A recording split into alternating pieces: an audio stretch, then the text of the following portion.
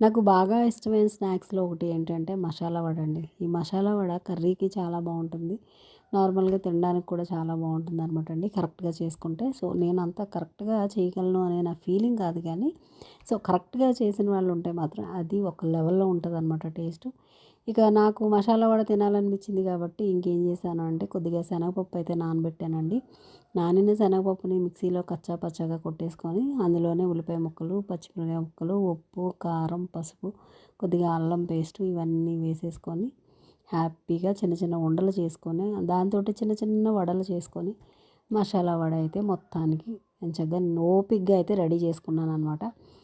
మసాలా వడ అయితే రెడీ అయింది గానీ దాన్ని ప్లేట్‌లో డెకరేషన్ చేయడానికి చాలా అంటే చాలా టైం పట్టిందండి. ఎందుకో ప్లేట్ నా మాట వినలేదు ఈసారి.